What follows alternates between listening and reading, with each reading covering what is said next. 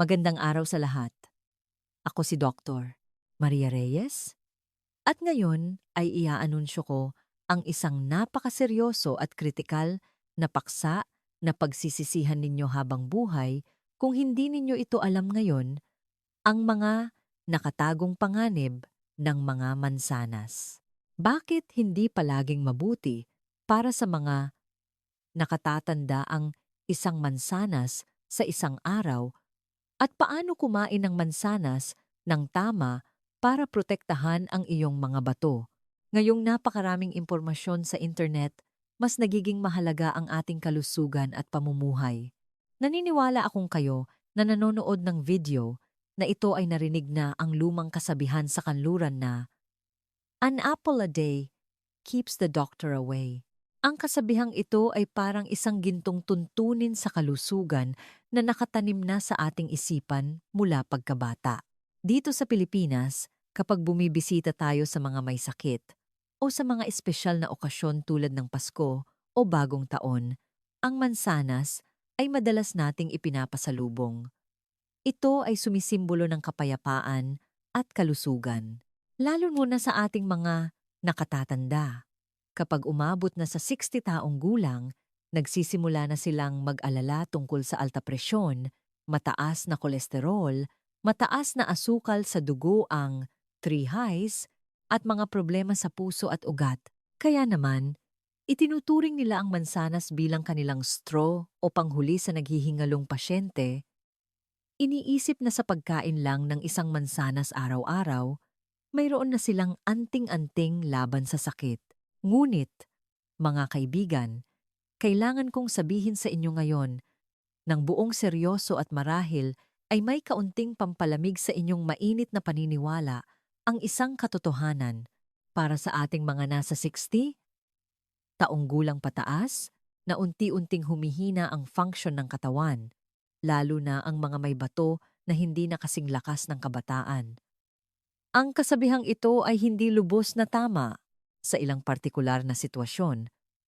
Maaari pa nga itong maging isang nakamamatay na kasinungalingan. Huwag ninyong isipin na nananakot ako dahil marami na akong nakitang kaso na labis kong ikinagulat. Maraming nakatatanda sa kagustuhang mapangalagaan ang kalusugan ay nauwi sa emergency room ng ospital o sa pintuan ng dialysis center. Bakit? Dahil hindi nila alam na ang tila banayad, inosente, at masustansiyang mansanas, kung hindi kakainin sa tamang oras, at kung isasama sa maling pagkain, ay hindi na isang prutas na nakapagpapalusog, kundi isang poison apple na unti-unting sisira sa inyong bato. Napakahalaga ng video na ito ngayon. Ipapaliwanag ko ng detalyado at malinaw ang lahat ng pagkakamali sa pagkain ng mansanas. Sasabihin ko sa inyo kung aling tatlong pagkain ang hindi dapat isabay sa mansanas, anong mga paraan ng pagkain ang parang untimely death, at para sa ating mga nakatatanda, paano ba talaga kumain ng mansanas upang maprotektahan ang bato at makapagligtas ng buhay. Pakiusap, manood kayo hanggang dulo. Kung sa tingin ninyo ay nakatulong ang aming ibinahagi ngayon, huwag mag-atubiling mag-like o mag-type ng 1 sa comment section, o i-type ang kalusugan lahat o ibahagi ito sa inyong mga magulang at nakatatanda na mahilig kumain ng mansanas. Ang bawat interaksyon ninyo ay ang pinakamalaking inspirasyon ko para magpatuloy sa pagbabahagi ng kaalamang medikal. At syempre, huwag kalimutang mag-subscribe sa aking channel, Kalusugan Lahat, para hindi ninyo mapalampas ang anumang mahalagang impormasyon sa kalusugan. Sige, simulan na natin ang ating pangunahing paksa ngayon. Una, pag-usapan natin kung bakit ko sinabing ang maling pagkain ng mansanas ay nakasasama sa bato. Kailangan ninyong maunawaan ang isang pangunahing konsepto sa pisyolohiya. Ang ating mga bato ay parang mga water purification plant at waste disposal station ng katawan. Araw-araw, walang reklamo itong nagsasala ng halos 200 litro ng dugo at inilalabas ang mga metabolic wastes, sobrang tubig at toxins sa pamamagitan ng ihi. Ngunit, habang tumatanda tayo, ang function ng ating glomeruli at tubules sa bato ay unti-unting humihina. Noong bata pa kayo, kahit kumain kayo ng kung ano-ano, kaya pa ng bato. Ngunit pagdating ng 60, ang function ng inyong bato ay maaaring 60% na lang o mas mababa pa. Kumpara noong kabataan, sa oras na ito, anumang karagdagang pasanin sa bato ay maaaring maging huling patak na magpapabaha sa tasa. Ang mansanas mismo ay mayaman sa potassium ions, fruit acids, at sugars. Ang mga ito ay nutrisyon para sa malusog na bato, ngunit para sa mahihinang bato, kung hindi tama ang paghawak, ito ay magiging pasanin. Ang tatlong kombinasyong ito ay napakakaraniwan sa ating pang-araw-araw na buhay. Napakakaraniwan na marahil ay ginagawa ninyo ito araw-araw sa umaga nang hindi ninyo nalalaman na sinisira ninyo ang inyong bato. Ang unang mapanganib na kombinasyon na hindi dapat kainin ay mansanas at kamote. Mga kaibigan, alalahanin ninyo, ano ang uso ngayon sa mga wellness circles? Ang roughage breakfast o detox breakfast? Maraming nagpapahalaga sa kalusugan ang ayaw kumain ng mga tinda sa labas tulad ng pandesal at kape sa umaga, iniisip na masyadong mamantika at hindi healthy. Kaya naman, nagluluto sila ng kamote sa bahay, iniisip na ang kamote ay mayaman sa dietary fiber na katutulong sa pagdumi at isa ring anti-cancer star. Pagkatapos, hihiwain sila ng isang mansanas, iniisip na nagdaragdag ito ng bitamina. Ang mainit na kamote, kasama ang matamis at malutong na mansanas. Kapag kinain ay busog ang tiyan, masarap ang pakiramdam, at iniisip na napaka-healthy nila ngayon. Hindi ba't perpekto ang tunog? Hindi ba't isang perpektong healthy breakfast? Ngunit, mula sa medikal at pisyolohikal na pananaw, ito ay isang kalamidad para sa bato. Bakit ko nasabi ito? Kailangan nating maunawaan kung ano ang nangyayari sa dalawang pagkain na ito kapag pumasok sa katawan. Una, ang mansanas ay naglalaman ng maraming pectin at fructose. Ang pectin ay isang water-soluble dietary fiber na nakatutulong sa paggalaw ng bituka, habang ang kamote naman ay naglalaman ng maraming starch, lalo na ang resistant starch at sugars. Kapag nagkita ang mga ito sa inyong tiyan, lalo na kung mainit pa ang kamote, lumalabas ang sitwasyon sa kontrol. Alam ba ninyo, ang kamote, sa ilalim ng tiyan acid, ay madali nang mag-produce ng carbon dioxide gas.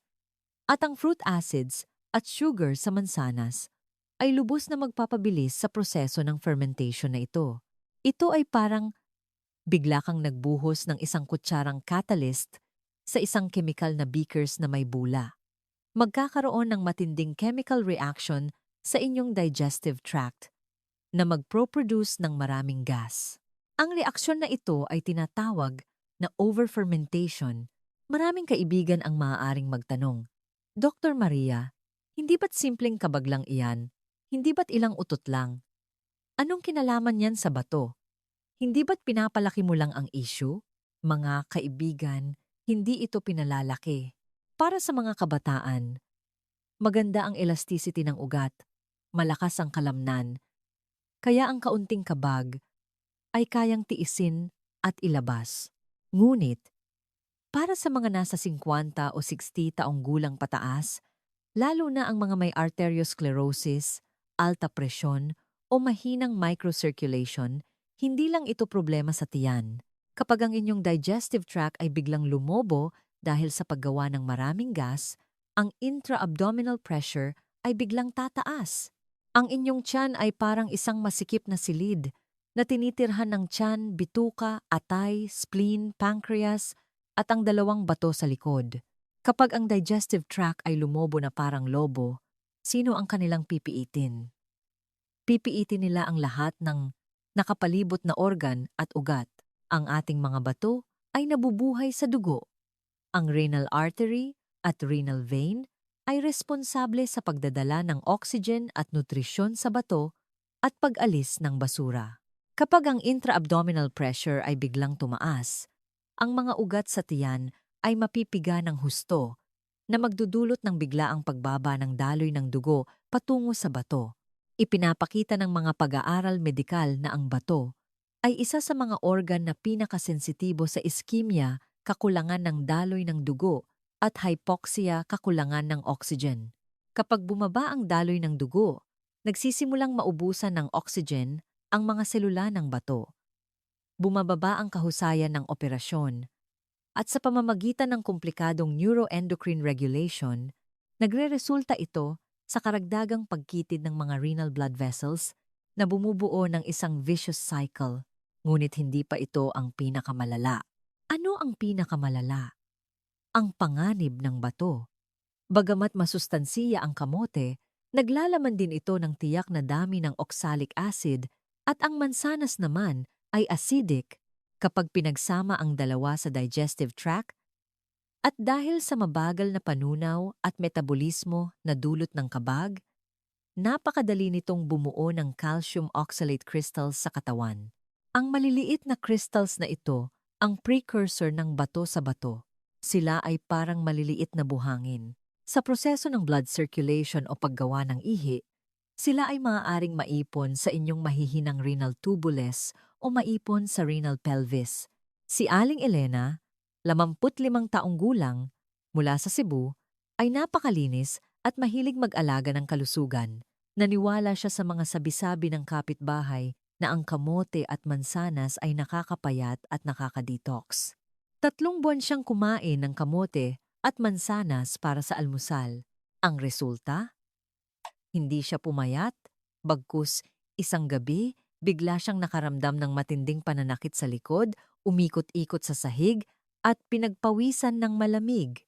Ito ang tipikal na renal colic.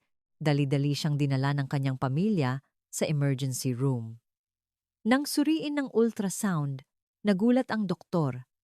Malala ang kanyang kabag sa tiyan, ngunit iyon ay panlabas lamang. Ang mas malala ay, ang kanyang 2 bato ay puno ng maliliit na bato at ang ilan ay nakaharang na sa kanyang ureter, na nagdulot ng matinding hydronephrosis. Bukod dito, ang kanyang creatinine level, isang tagapagpahiwatig ng function ng bato, ay umakyat na sa delikadong antas. Nakahiga si Aling Elena sa kama, hawak ang kamay ng doktor, umiiyak at sinabing, "Doktora, nagpapalusog naman ako, bakit nasira ang aking bato?" Kaya, mga kaibigan, tandaan ninyo ang aral na ito. Ang mansanas at kamote ay hindi dapat kainin ng sabay sa isang pagkain. Kung gusto ninyong kainin ang dalawang ito, maglaan ng hindi bababa sa 2 oras sa pagitan ng pagkain ng isa at isa pa. Susunod, tatalakayin natin ang ikalawang mapanganib na kombinasyon. Mansanas na may kasamang atsara, burong pipino, tofu fermented rice, o iba pang pinaasim na pagkain. Ang senaryo na ito, naniniwala ako, ay napakakaraniwan sa maraming tahanan sa Pilipinas, lalo na sa mga tahanan ng mga nakatatanda na sanay sa Filipino breakfast.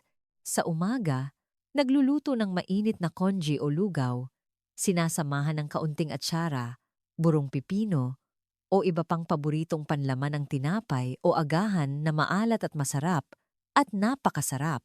Ngunit pagkatapos kumain, madalas nating nararamdaman na medyo maalat ang bibig, medyo nauuhaw, o medyo mamantika ang kinain.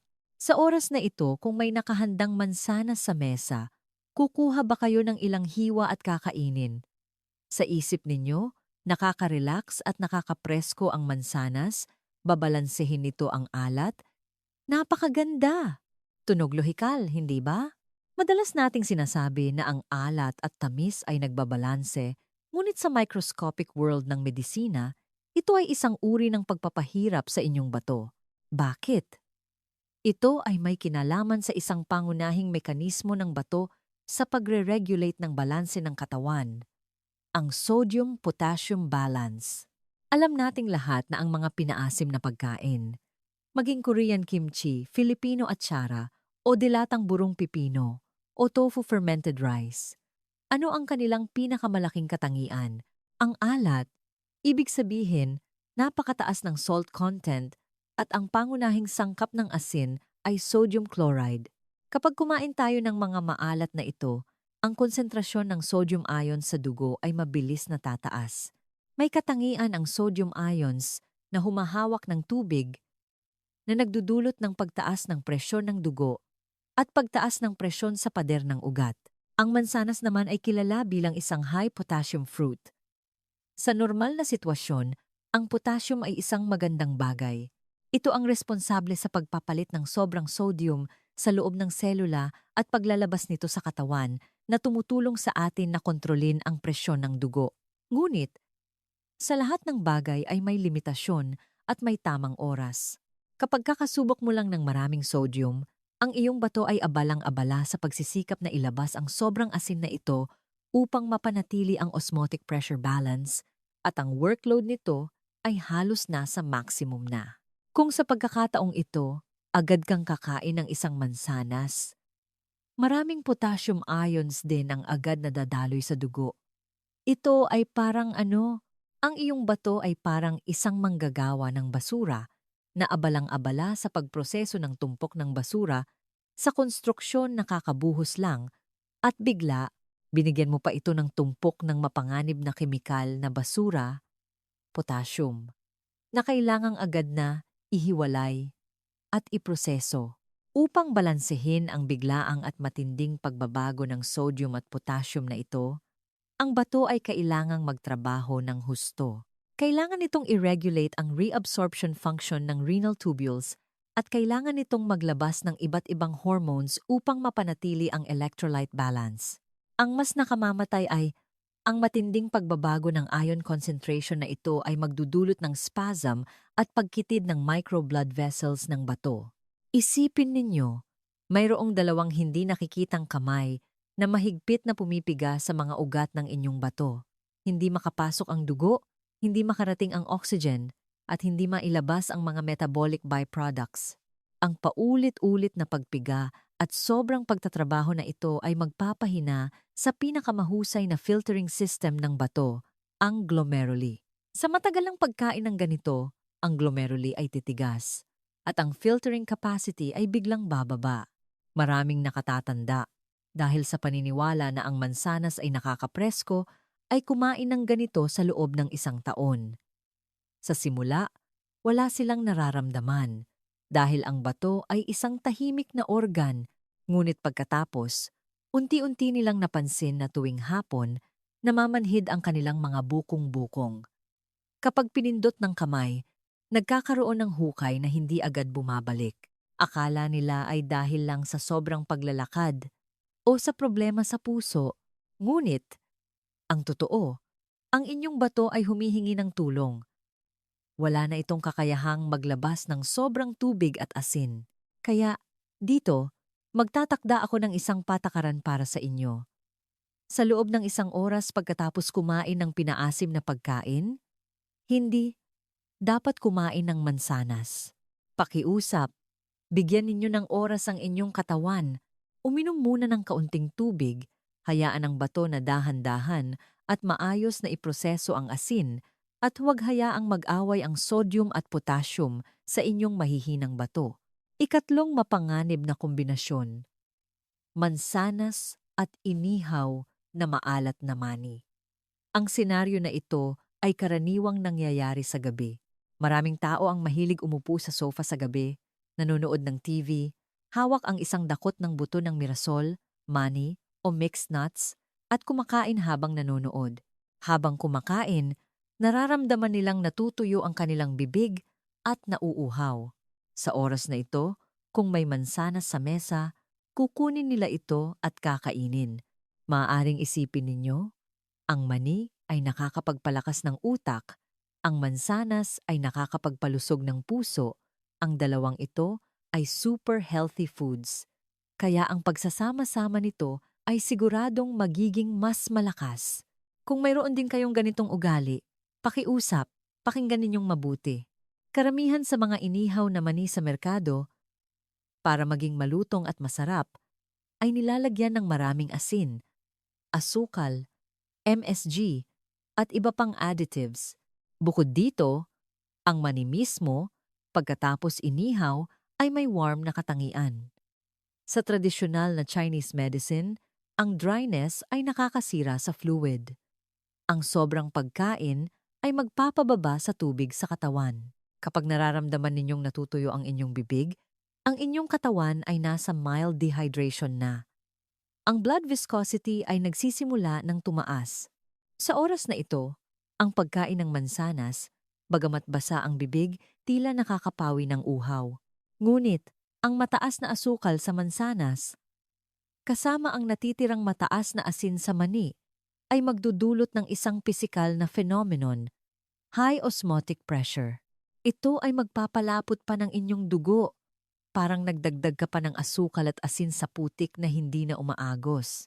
Nagbibigay ito sa iyo ng maling akala ng pagkapawi ng uhaw, ngunit sa totoo lang, ang daloy ng dugo patungo sa bato, dahil sa dehydration at blood viscosity, ay nagiging mabagal na parang tuyong ilog. Hindi nakakakuha ng sapat na dugo ang bato, kaya nasisira ang function ng detox. Ang mas nakamamatay ay maraming mani, tulad ng mani, almendras, kasoy, ay naglalaman din ng medyo mataas na oxalic acid, ang kakulangan sa tubig ng katawan. Ang dehydration na dulot ng pagkain ng mani, ang mataas na oxalic acid sa mani, at ang acidic na kapaligiran ng mansanas. Kapag pinagsama-sama ang tatlong ito, ay perpektong breeding ground para sa bato sa bato. Ang maliliit na kristal ay mabilis na naipon sa bato na kulang sa tubig. Dahil sa kakulangan ng tubig sa katawan, bumababa ang dami ng ihi kaya hindi na mailabas ang mga kristal na ito at lalong dumadami lang. Mayroong gumamit lang ng 8 buwan dahil sa ugali ng pagkain ng mani at mansanas sa gabi. Nasira ang halos 20% ng function ng kanilang bato. Akala nila ay nagpapalusog sila ng utak at puso, ngunit hindi nila alam na ito pala ang chronic poison sa kanilang bato. Kaya, tandaan ninyo, kung gusto ninyong kumain ng mani, pumili ng plain, low-temperature baked, at sapat na ang isang dakot araw-araw. Lalo na pagkatapos kumain ng maalat na mani sa gabi, hindi dapat agad na kumain ng mansanas. Uminom muna ng isang basong maligamgam na tubig upang palabnawin ang dugo at ilabas ang asin. Pagkatapos marinig ang tatlong killer combinations na ito, maraming tao ang marahil ay pinagpapawisan na. Ngunit, bukod sa tatlong nuclear level na maling kombinasyon na ito, mayroon pa ring 5 karaniwang pagkakamali na ginagawa ng marami. Ang 5 pagkakamaling ito ay parang patak ng tubig na lumulusaw sa bato, dahan-dahang sinisira ang inyong bato. Tingnan natin kung ilan sa 5 karaniwang pagkakamali sa pagkain ng mansanas ang ginagawa ninyo. Maling pagkain 1. Kumain ng mansanas nang walang laman ang tiyan. Maraming nakatatanda ang may problema sa pagdumi at narinig na ang pagkain ng mansanas nang walang laman ang tiyan ay nakatutulong sa pagdumi. Kaya araw-araw silang kumakain nang walang laman ang tiyan. Ngunit, para sa mga taong 50 pataas, ang ating gastric mucosa ay manipis na. Ang natural na fruit acids at tannic acids ng mansanas, kung direktang ididikit sa pader ng tiyan na walang laman, ay magpapalitaw ng maraming tiyan acid. Kapag sumasakit ang tiyan, maglalabas ang katawan ng stress hormones tulad ng cortisol na magdudulot ng matinding pagbabago sa asukal sa dugo. At ang pagbabago sa asukal sa dugo ay isa sa mga pangunahing salarin na hindi direktang nagpapataas ng presyon sa bato. Lalo na para sa mga may prediabetes o diabetes, ang mabilis na pagtaas ng asukal sa dugo na dulot ng pagkain ng mansanas nang walang laman ang tiyan ay lubos na nakakasira sa microblood vessels ng bato. Kaya, mas mabuting kumain ng mansanas pagkatapos ng almusal o sa pagitan ng mga pagkain. Huwag hayaang direktang harapin ng sensitibong pader ng tiyan ang hamon ng fruit acids. Maling pagkain kumain ng mansanas. Pagkatapos ng 8:00 ng gabi, may isang kasabihan na kumakalat sa bayan. Morning gold apple, noon silver apple, night poison apple. Bagamat medyo OA ito, may kabuluhan ito sa kontekstong ito. Sa gabi, naghahanda ang katawan para magpahinga, bumababa ang metabolic rate, at bumabagal din ang filtration rate ng bato. Naghahanda itong mag-hibernate. Sa oras na ito, kung kakain kayo ng isang mansanas, Ang asukal at tubig sa loob ay papasok sa katawan at mapipilitan ang bato na mag-overtime upang ilabas ang sobrang tubig na ito. Ang resulta ay dumarami ang pag-ihi sa gabi. Maaaring 2 o 3 beses kayong gumising sa gabi para umihi, napuputol ang tulog, bumababa ang kalidad ng tulog, at sa matagalang kakulangan sa tulog, magiging unstable ang presyon ng dugo, bababa ang immune system, at hindi makakapagpahinga ang bato, kaya natural na magiging mas mahina ito. Ito ay isang vicious cycle. Kaya, pagkatapos ng paglubog ng araw, iwasan ang pagkain ng prutas hanggat maaari at itabi ang masarap na pagkain para sa maliwanag na araw. Maling pagkain. 3. Agad na kumain ng mansanas. Pagkatapos, kumain ng maraming karne. Maraming tao ang itinuturing ang mansanas bilang dessert pagkatapos kumain. Kakakain lang ng mamantika na adobo, crispy pata o buffet at nararamdaman nilang mamantika ang tiyan kaya agad silang kumakain ng mansanas para makapaglinis ng tiyan. Sa oras na ito, ang inyong dugo ay puno ng fats at protein metabolic wastes at ang digestive tract ay abalang-abala sa pagproseso ng mga high-calorie na pagkain na ito. Sa oras na ito, ang pagkain ng mansanas, ang fructose at fruit acids ay makahahadlang sa panunaw, na magdudulot ng matagal na paglagi ng pagkain sa tiyan at magdudulot ng fermentation, na magdudulot ng kabag. Ang kabag na ito ay magpapataas din ng pasanin sa bato sa paglabas ng metabolic wastes. Kaya, pagkatapos kumain, maghintay ng hindi bababa sa 1 oras bago kumain ng prutas. Maling pagkain. 4. Hindi kailanman. Magbalat, ngunit hindi rin malinis na nahuhugasan. Ngayon, ang nutrisyon ay nagpapahayag ng pagkain ng whole foods at sinasabi na ang balat ng mansanas ay may pinakamaraming anthocyanins at dietary fiber. Ngunit, ang mansanas ngayon para mapanatili ang pagiging sariwa at para sa mahabang transportasyon ay madalas na nilalagyan ng wax sa ibabaw o may pesticide residues sa proseso ng pagtatanim. Kung basta-basta lang kayong maghuhugas na parang naliligo lang, ang mga hindi nakikitang kemikal na sangkap, industrial wax, at maging mold spores ay direktang papasok sa katawan. Nauna nating nabanggit, ang bato ay ang filter ng katawan. Ang mga dayuhang toxins na ito ay sa huli ay kailangan nitong harapin. Sa matagalang pagkain ng ganito, ito ay chronic poisoning.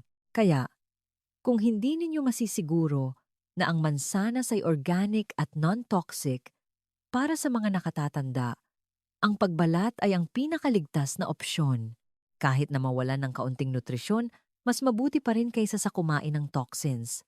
O kaya, gamitin ang paraan na ituturo ko mamaya para sa masusing paglilinis. Maling pagkain 5. Ginagawa ang mansanas na juice. Ang ugali na ito ay napakakaraniwan sa maraming nakatatanda na may problema sa ngipin. Iniisip nilang hindi kayang nguyain, kaya ginagawa na lang juice at mas mabilis ang pag-absorb ng katawan. Ngunit, ang isang basong apple juice ay maaaring mangailangan ng 3 hanggang 4 na mansanas para mapiga. Kung kakain kayo ng 3 mansanas, mapapagod ang inyong bibig at busog ang inyong tiyan kaya hindi na kayo makakain. Ngunit kung iinom kayo ng 1 basong juice, 1 higop lang at ilang segundo lang, ubos na. Ano ang ibig sabihin nito? Ibig sabihin, sa loob ng ilang segundo, nakakuha kayo ng asukal mula sa 3 hanggang 4 na mansanas at inalis pa ang dietary fiber na nakakapagpabagal sa pag-absorb ng asukal. Ito ay magdudulot ng biglaang pagtaas ng asukal sa dugo. Ang mataas na asukal sa dugo ay ang numero 1 killer ng bato. Ang matagalang pag-inom ng fruit juice ay parang araw-araw na ibinababad ang inyong blood vessels ng bato sa sugar water. Kaya, ang pagkain ng prutas, kailangan kumain ng buo, kailangan ng fiber, at huwag lang uminom ng asukal na tubig. Kung may problema kayo sa ngipin, Maaari ninyong lutuin ang mansanas o gawing puree. Ngunit huwag uminom ng juice na walang pulp. Pagkatapos marinig ang mga ito, naniniwala akong maraming kaibigan ang marahil ay kinabahan na. Hindi na nila kayang kumain ng mansanas. Iniisip nilang, hindi ito pwedeng ipares, hindi ito pwedeng kainin. Ibig sabihin ba nito, dapat na tayong makipaghiwalay sa mansanas? Siyempre hindi. Ang dahilan kung bakit inilabas ko ang mga masamang balita sa simula pa lang at itinuro ang mga mapanganib na lugar ay hindi para takutin kayo, kundi dahil ang pag-iwas sa pinsala ay ang pinakamahusay na paraan ng pag-aalaga. Ang mansanas mismo ay isang regalo mula sa kalikasan. Hindi ito nakakasira sa bato. Ang nakakasira sa bato ay ang ating kawalan ng kaalaman at maling gawi. Ngayong nalinis na natin ang lahat ng landmines na nakatago sa hapagkainan na nakakasira sa bato, ngayon na ang tunay na highlight ng video na ito. Kung hindi ninyo papanoodin ang bahaging ito, masasayang lang ang inyong takot. Dahil ngayon, ibibigay ko sa inyo ang susi upang ma-unlock ang malusog na bato. Ang paraan na ito ay napakasimple. Ito ay aking binuod sa 2 golden rules na hindi nangangailangan ng pera at 4 na divine pairings na gagawing medicine ang mansanas. Lalo na ang golden rule na sasabihin ko ngayon, kailangan nyo lang maglaan ng 10 segundo bawat umaga at mas maaga ninyong malalaman ang distress signal ng inyong bato kaysa sa isang komplikadong makina. Marami na itong nailigtas at sana ay makatulong din ito sa inyo. Sige, gising na ang lahat? Agad tayong papasok sa pinaka-core at pinaka-practical na bahagi ngayon. Una nating pag-usapan, paano ba talaga kumain ng mansanas upang maging guardian angel ng bato? Ituturo ko sa inyo ang 2 golden rules para sa pangangalaga ng bato. Golden Rule 1. Ang 10-second self-check method bawat umaga. Hindi kailangang pumunta sa ospital para magpila. Hindi kailangang gumastos para sa check-up. Kailangan lang ninyo, pagkatapos gumising sa umaga, sa unang pagpunta sa banyo, yumuko at tingnan ang kulay ng inyong ihi. Ang tila simpleng pagtingin na ito ay ang pinakadirektang pag-uusap sa pagitan ninyo at ng inyong bato. Una, light lemon color, pale yellow, o transparent color. Congrats! Ibig sabihin nito, perpekto ang function ng inyong bato. Sapat ang tubig sa katawan, at maayos ang metabolismo. Ngayon, makakakain kayo ng mansanas ng may kumpiyansa. Sa tamang paraan. Ikalawa, dark yellow na. Parang orange juice. Ito ay isang senyales na kulang kayo sa tubig o masyadong maalat ang kinain ninyo noong nakaraang araw. Ang concentration function ng bato ay nasa ilalim ng presyon. Sa oras na ito, huwag muna kayong kumain ng mansanas ngayon, lalo na ang anumang high-sugar fruit. Uminom muna ng 2 basong maligamgam na tubig upang maibsan ang tuyot ng katawan at kapag lumabnaw na ang kulay ng ihi, saka palang isipin ang pagkain ng prutas. Ikatlo, tea color, brown o parang pinagbanlawan ng dugo. Ito ay red alert. Maaaring nangangahulugan ito na may dugo sa ihi o may iba pang problema sa metabolismo. Ika-4, bula ng ihi, foamy urine. Ito ang mahalaga. Kung nakita ninyo na ang bula sa inyong ihi ay parang beer, napakarami at pinong-pino at hindi nawawala sa loob ng ilang minuto. Mga kaibigan, sa oras na ito, huwag mag-atubiling pumunta agad sa ospital para magpa-urinalysis kahit umuulan. Ito ang tipikal na katangian ng proteinuria na nangangahulugang nasira ang filter ng inyong bato at lumalabas ang protina. Ang maliit na ugali na ito sa umaga ay makakatulong sa inyo na malaman ang problema bago pa man maganap ang renal failure at mailigtas ang inyong bato. Golden Rule 2. Ang 3-step apple washing method. Hindi kailangan balatan. Kanina ay sinabi natin na para sa mga ayaw magbalat, kailangan talagang hugasan ng malinis. Paano ba talaga hugasan? Huwag nang basta-basta magbanlaw. Una, Banlawan. Gumamit muna ng umaagos na tubig gripo at banlawan sa loob ng 30 segundo upang matanggal ang alikabok at dumi sa ibabaw. Ikalawa, ibabad. Maghanda ng isang palanggana ng tubig at lagyan ng kaunting baking soda powder, hindi baking powder, kundi baking soda o kaunting harina. Bakit? Dahil maraming pesticides ang acidic at ang baking soda ay alkaline na maaaring mag-neutralize ng bahagi ng pesticides. Ang harina naman ay may malakas na absorption capacity na maaaring sumipsip ng wax residue at dumi sa ibabaw. Ilagay ang mansanas sa loob at ibabad sa loob ng 2 hanggang 3 minuto. Huwag masyadong matagal. Ikatlo, brush and rinse. Gumamit ng malambot na brush at dahan-dahang hugasan ang ibabaw. At sa huli ay banlawan ulit sa umaagos na malinis na tubig sa loob ng 30 segundo.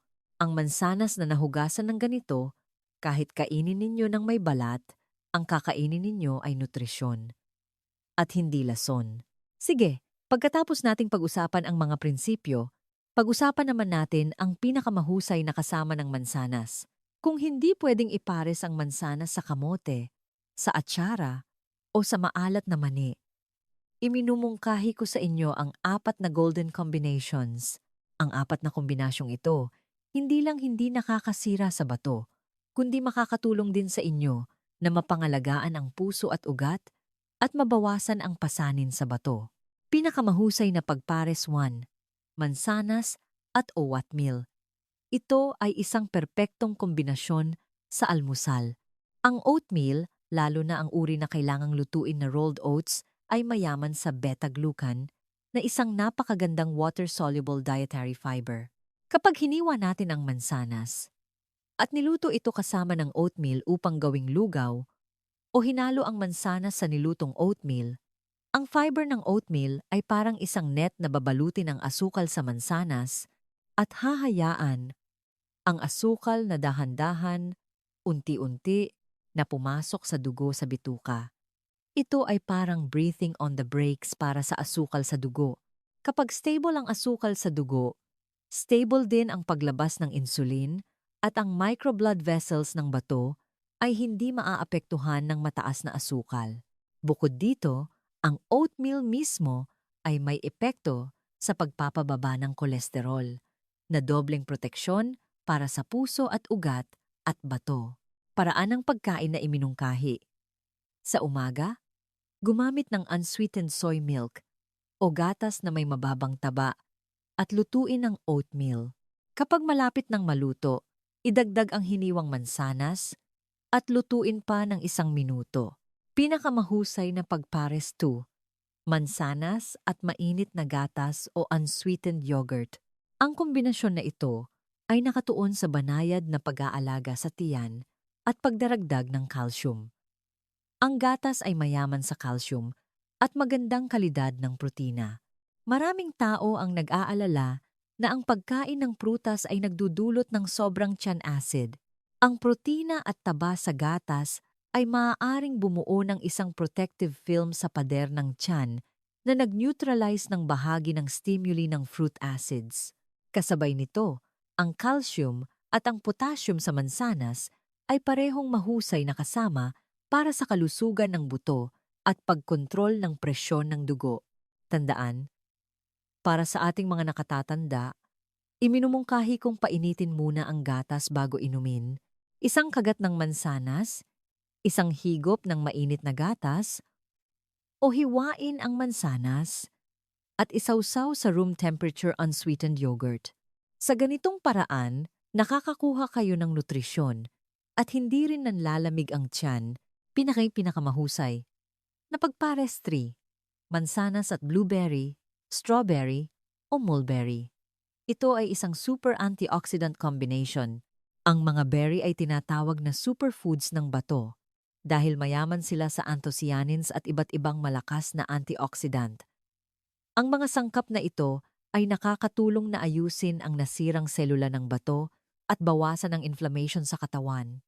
Ang balat ng mansanas ay naglalaman ng isang antioxidant, ang quercetin, Kapag nagkita ang quercetin ng mansanas at ang anthocyanins ng blueberry, ang kanilang antioxidant capacity ay dumadami ng doble. Ito ay lubos na nakakatulong sa pag-iwas sa renal artery sclerosis at pagpapabuti ng daloy ng dugo sa bato. Paraan ng pagkain na iminungkahi. Sa oras ng afternoon tea, hiwain ang kalahating mansanas, kumuha ng isang dakot ng blueberry. Ito ang pinakanatural at pinakamahusay na kidney-friendly snack. Mas maganda ito kaysa sa pagkain ng biscuits o cakes ng libu-libong beses. Pinakamahusay na pagpares. Ang pinakasimple at pinakamahalaga, mansanas at isang basong mainit na tubig. Talagang simple lang. Kung hindi ninyo matandaan ang napakaraming kombinasyon, tandaan lang ang isang ito. Kapag kumakain ng mansanas, siguraduhing may isang basong mainit na tubig sa tabi. Kumain ng ilang kagat ng mansanas, uminom ng isang higop ng mainit na tubig.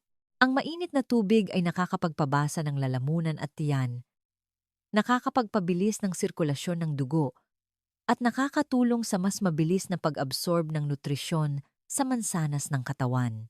Kasabay nito, nilalabnaw nito ang dugo upang maiwasan ang panandaliang blood viscosity na dulot ng pagkuha ng asukal. Bukod dito, ang mainit na tubig ay nagbibigay sa bato ng pinakamahalagang tubig, parang nagdidilig ng tuyong bukid, upang ang bato ay maging malaya sa pagproseso ng metabolic wastes.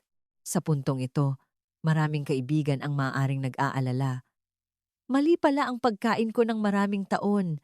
Sira na ba ang aking bato? Paano ko malalaman kung maayos pa ang aking bato?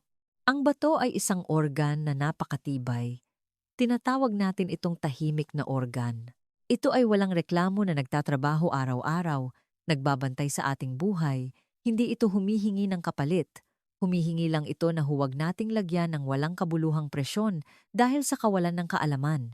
Ang pag-aalaga sa kalusugan ay hindi nangangahulugang gumastos ng malaki para bumili ng mamahaling health supplements o kumain ng kakaibang medicinal herbs. Ang tunay na pag-aalaga sa kalusugan ay nakatago sa mga detalye ng 3 beses na pagkain sa isang araw. Ito ay ang desisyon na alisin ang platito ng atsara sa umaga at palitan ng isang basong mainit na soy milk. Ito ay ang pagpigil sa sarili na huwag kumain ng maalat na chicharon habang nanonood ng TV sa gabi at palitan ng ilang blueberry. Ito ay ang pasensya na hugasan ng malinis ang mansanas at balatan ito bago kumain. Ito ay ang pagpipigil sa sarili na kumain ng blueberry pagkatapos kumain ng kamote. Ito ay ang karunungan na maghintay ng 2 oras pagkatapos kumain ng kamote bago kumain ng prutas. Ang mga tila walang kabuluhang maliliit na bagay na ito, sa paglipas ng panahon, ay ang magiging hangganan ng kalusugan at sakit. Umaasa ako na ang video na ito ngayon ay magiging isang turning point sa inyong landas sa kalusugan. Kahit isa lang sa mga ito ang matandaan ninyo, tulad ng hindi na pagpapares ng kamote at mansanas, o hindi na pagkain ng matamis pagkatapos ng maalat, hindi masasayang ang aking pagod ngayon. Sa huli, gusto kong hilingin sa inyong lahat na gumawa ng isang napakahalagang aksyon. Sa comment section sa ibaba, isulat ang isang pangako sa inyong sarili. Halimbawa, aalagaan ko ang aking bato. O simula ngayon, check ko na ang kulay ng aking ihi tuwing umaga. Hindi lang ito isang komento. Ito ay isang ritual na simula ng inyong pagpapahalaga sa kalusugan at simula ng pakikipag-usap sa inyong katawan. Hihintayin ko rin kayo sa comment section para makita kung sino ang may pinakamalakas na execution. Kung sa tingin ninyo ay nakatulong ang ibinahagi ko ngayon, kahit sa pag-iwas lang ng isang health trap, huwag mag-atubiling mag-like at mag-subscribe. Pakiusap din na ibahagi ang video na ito sa inyong mga family group chats, sa inyong mga magulang, nakatatanda at kaibigan na pinapahalagahan ninyo. Ang pagbabahagi ninyo ngayon ay maaaring makapagligtas sa isang tao na dahan-dahang sinisira ang kanyang bato nang hindi niya nalalaman, at ito ay isang malaking biyaya. Nawa ay maging malusog kayong lahat, malakas ang inyong bato, at matamis at mapayapa ang inyong buhay tulad ng mansanas. Magkita-kita tayo sa susunod na video ng Kalusugan Lahat.